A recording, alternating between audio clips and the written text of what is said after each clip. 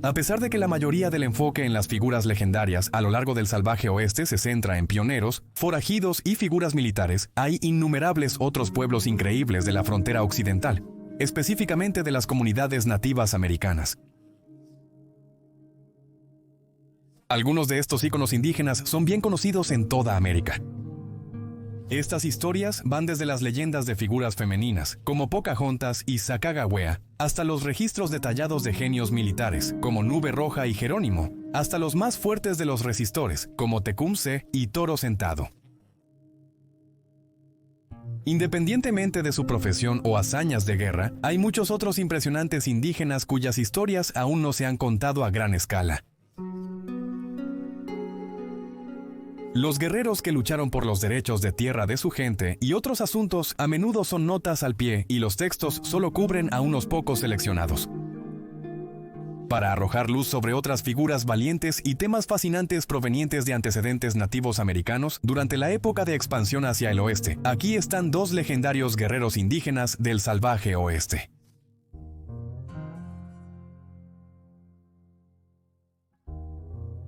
Roman Nose nació alrededor de 1823 en la banda norteña Sutai, de los nativos americanos del norte de Cheyenne.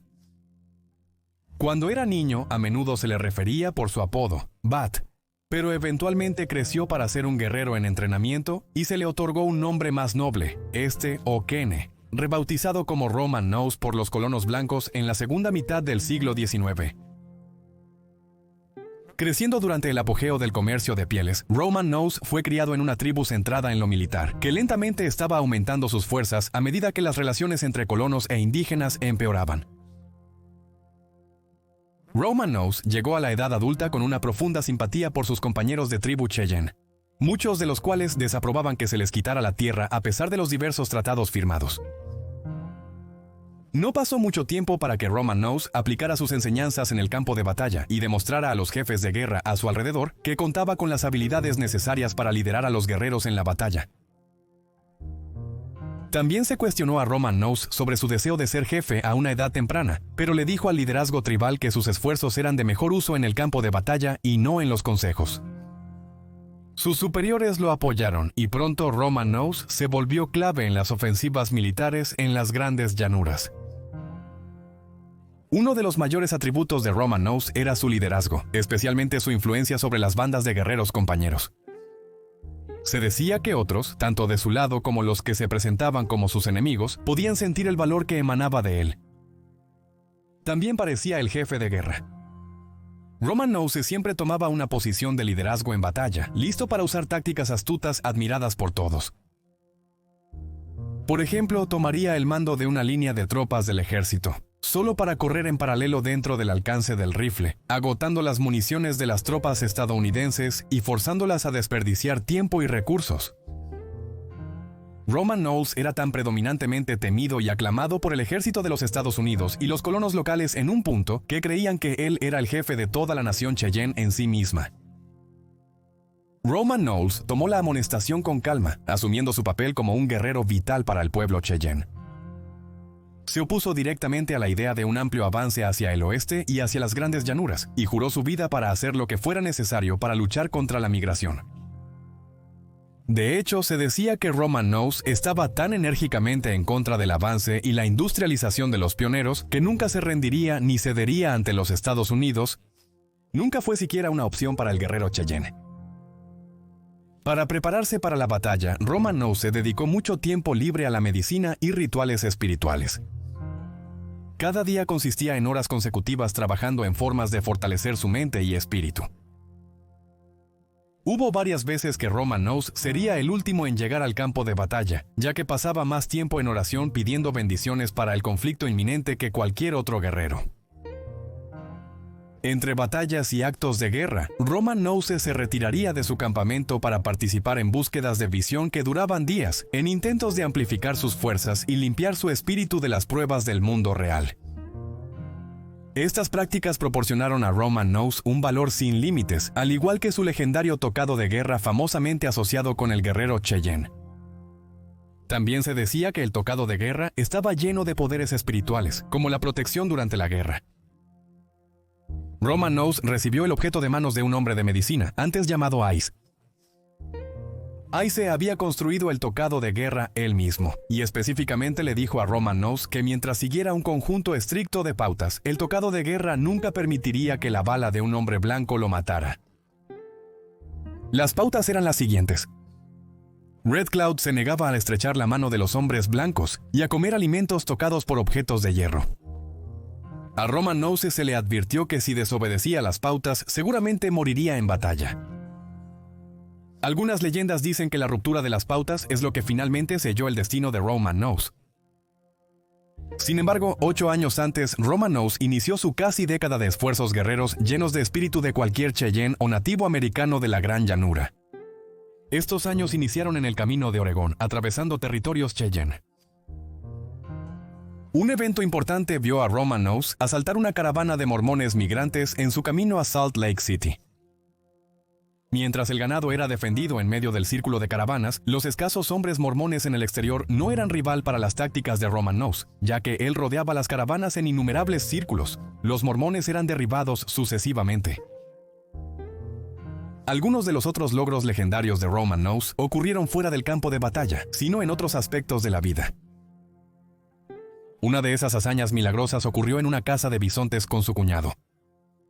Los dos guerreros decidieron cazar, siguiendo las reglas de una caza de un solo flechazo para matar, ya que cada hombre tenía un solo disparo para derribar a un bisonte completo.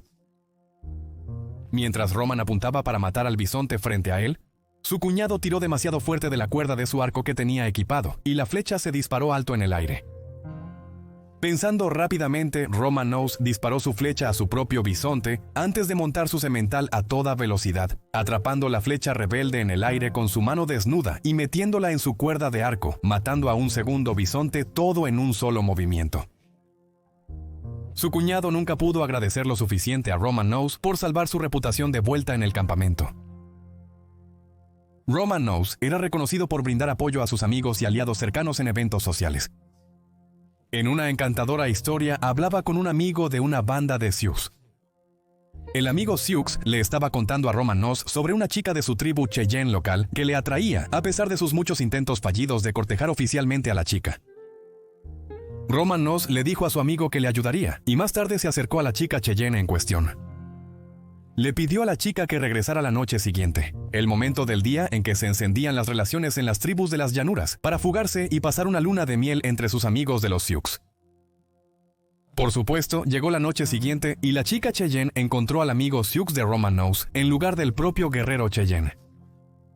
Sin embargo, no se dio cuenta de su error hasta el día siguiente, y terminó viviendo una vida feliz con un hombre que ahora debía su bienestar personal y familiar a Roman Nose. De vuelta en el campo de batalla, el gran guerrero Cheyenne estaba sumando a su lista de aventuras luchando contra el avance de los colonos blancos. Después de la horrorosa masacre de Sand Creek en el este de Colorado, en 1864, Roman Nose lideró ofensivas en varios lugares euroamericanos, como la batalla de Julesburg en 1865, seguida de conflictos menores en el sur de Wyoming, y a lo largo del Valle de Platte en Kansas y Nebraska. Más tarde ese año, después de la aprobación del Tratado de Little Arkansas, al cual Roman Nose se opuso, se unió a varias bandas militares de la tribu Cheyenne, incluyendo a los revolucionarios Dog Soldiers de la fama Cheyenne. Estas ofensivas variaban desde proteger los sagrados terrenos de caza cerca del río Smoky Hill, así como otras tierras ancestrales ubicadas en el Valle Republicano. Roman Nose finalmente encontraría su destino en el lugar por el que verdaderamente es más recordado, la batalla final y la protección jurada de los derechos territoriales de los Cheyenne, llamada la batalla en Beecher Island. En los días previos al conflicto, Roman Nose estaba visitando uno de sus amigables campamentos Sioux para participar en un gran festín que ocurría dentro de la tribu. Uno de los platos servidos en el festín, supuestamente pan frito, fue tocado por un tenedor de hierro cuando se retiró de la sartén. Roman Nose, sin saberlo en ese instante, fue uno de los tantos que comió el pan frito.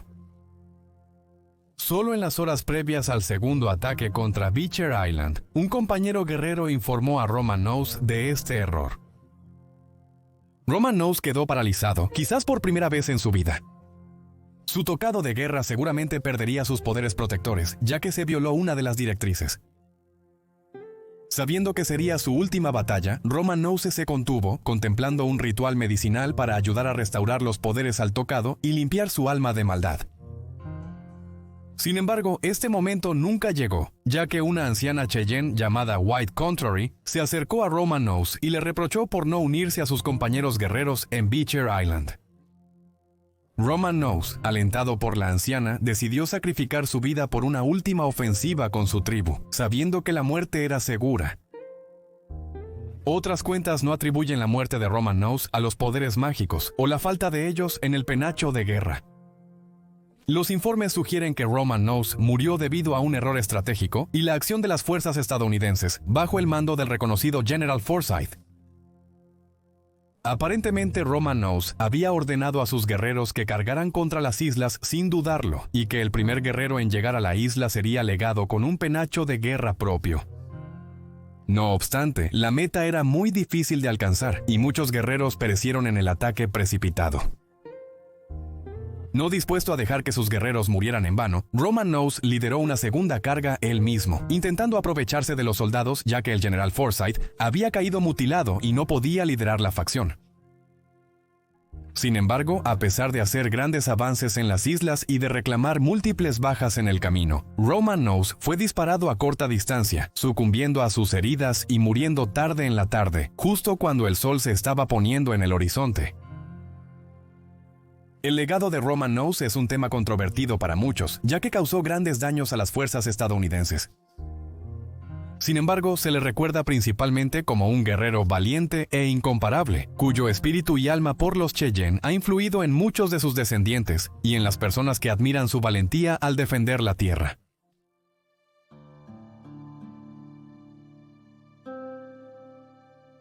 La historia de Kimpawash, conocido coloquialmente como Capitán Jack, nos lleva a la primera mitad del siglo XIX en el territorio ancestral del pueblo Modoc, ubicado cerca del lago Tule en la actual frontera de California y Oregón.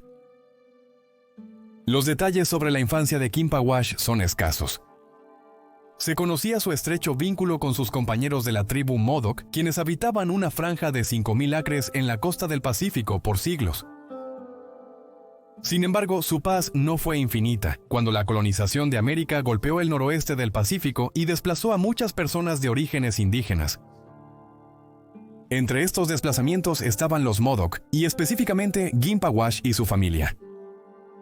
En 1864, un gran número de colonos europeos se habían trasladado a la zona y comenzaron a presionar al pueblo Modoc. Estaban ansiosos por utilizar las fértiles tierras que rodeaban el lago Tule para su propio beneficio, ignorando la soberanía que había existido en el territorio durante generaciones. El pueblo Modoc intentó resistir y no estaban solos. Algunos de los escasos colonos que ya se habían trasladado a la región y vivían pacíficamente con los Modoc compartían los sentimientos con sus vecinos indígenas. La armonía podía continuar. Por supuesto, con la intervención del gobierno federal de los Estados Unidos y la infusión de fuerzas militares en la región, estas súplicas fueron rápidamente negadas. Como resultado, Kimpawash y el resto de su clan fueron removidos de su territorio ancestral y desplazados a la reserva Klamath, una tierra tribal mandatada por los Estados Unidos, situada en la región suroeste de Oregón. Se percató que los esfuerzos de remoción eran intolerables para todos los Modoc involucrados. La reserva Klamath, y más específicamente el pueblo Klamath, eran rivales de larga data de los Modoc cerca del lago Tule y consistían en poblaciones más grandes. Los Modoc se sentían oprimidos e indeseados. Estar en tierras Klamath significaba conflictos intratribales y el maltrato de ciertas personas a manos de los Klamath. Después de todo, era su tierra, y los Modoc sentían una creciente ira. Kimpawash y otros estaban insatisfechos y no iban a quedarse de brazos cruzados mientras su gente vivía incómoda. Para 1865, Kimpawash había dejado su huella tanto en la tribu Modoc como en los colonos y funcionarios de los Estados Unidos que se oponían directamente a su liderazgo. Apodaron al guerrero Capitán Jack, pero más como un insulto que como un alias. Kimpawash desafió el mandato injusto de Estados Unidos ese año, guiando a un pequeño grupo hacia el sur a través de la frontera, de regreso a sus tierras ancestrales cerca de California. No obstante, la reunión no fue eterna. En 1869, el ejército de los Estados Unidos ordenó forzar a la banda Modoc a regresar al norte y establecerse en la reserva Klamath. La desobediencia tampoco era una opción esta vez. Quinpoash permaneció impasible. Regresó al suroeste de Oregón solo para descubrir que el sustento de la gente Modoc que se quedó había permanecido igual. Sus familias y aliados estaban descontentos y no eran bienvenidos, por lo que no podían seguir viviendo así. En el segundo acto de desafío, Quinpoash reunió a cientos de compañeros de la tribu Modoc para regresar una vez más a la región del lago Tule, en California, esta vez sin planes de volver. En abril de 1870, los Modocs partieron por última vez para reclamar su territorio ancestral. Durante el transcurso de los siguientes años, Quinpoash y el resto de su tribu se encontraron con un flujo adicional de colonos blancos que se mudaron al área del lago Tule. Estos colonos estaban descontentos con el regreso de los Modoc y comenzaron a quejarse al gobierno de los Estados Unidos. Estados Unidos respondió rápidamente tras 8 años forzando a los Modoc a quedarse en la reserva Klamath. Para iniciar el siguiente proceso de remoción, el gobierno federal recurrió a Thomas Brendan O'Neill, superintendente de la Oficina de Asuntos Indígenas, para contactar al oficial al mando en Fort Klamath y reunir suficientes tropas para persuadir a Quinpoash y su banda para que se fueran. El 29 de noviembre de 1872, las tropas estadounidenses contactaron a Quinpoash y su campamento en el Río Perdido, en la región del cruce de emigrantes. La facción del ejército, dirigida por el capitán James Jackson, primero pidió a Quinpoash que se retirara pacíficamente con el resto de la tribu Modoc. Quinpoash percibió la fuerza del nuevo grupo de soldados y acordó volver a la reserva Klamath. Sin embargo, el problema persistió. Incluso tras acordar retirarse de la frontera, el capitán Jackson pidió a Quinpoash y su banda de guerreros que se desarmaran. Esta fue la primera vez que se le pidió al subjefe Modoc hacer algo así, pero lentamente obedeció, al igual que el resto de su banda detrás de él. No fue hasta que estalló una confrontación verbal entre otro guerrero Modoc, llamado Scarface Charlie, y otro sargento del ejército que comenzó la verdadera violencia. Cuando los dos adversarios no pudieron desescalar el argumento, sacaron sus revólveres y dispararon una ronda cada uno. Ambos hombres fallaron su objetivo. El conflicto animó a los hombres a recoger sus armas y hacer fuego cruzado con las fuerzas estadounidenses. Después de unos minutos de batalla, Quinpoash convenció a sus hombres de retroceder y abandonar su campamento en Lost River, mientras el capitán Jackson daba órdenes a sus soldados para que se reagruparan y esperaran refuerzos antes del próximo incidente. Tras la batalla de Lost River, Quinpoash guió a los miembros restantes de Modoc a las camas de lava en el norte de California para establecer su defensa oficial. Las camas de lava eran el campo de batalla militar perfecto, ya que el sistema natural de trincheras permitía una posición defensiva, mientras que las diversas cuevas permitían la protección de las mujeres y los niños no combatientes.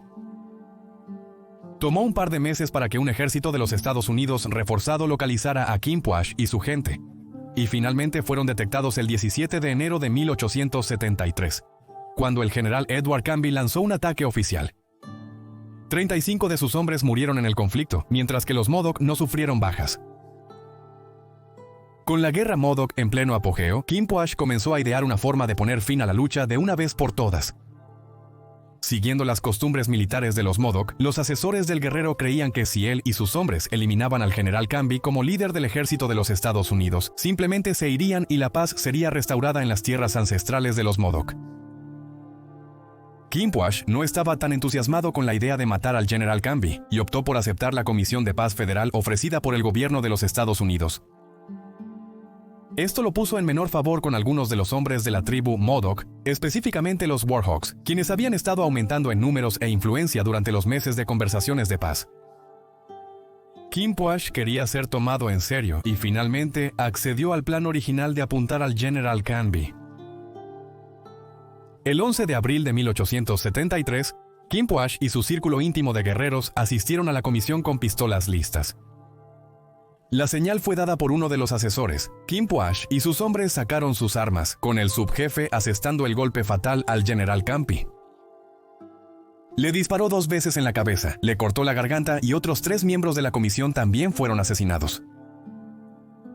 Después de que Quimpuash y los guerreros huyeron de regreso a los lechos de lava, el ejército de los Estados Unidos en el norte de California añadió 1000 tropas adicionales y acudió al escondite de los Modoc con fuerza bruta.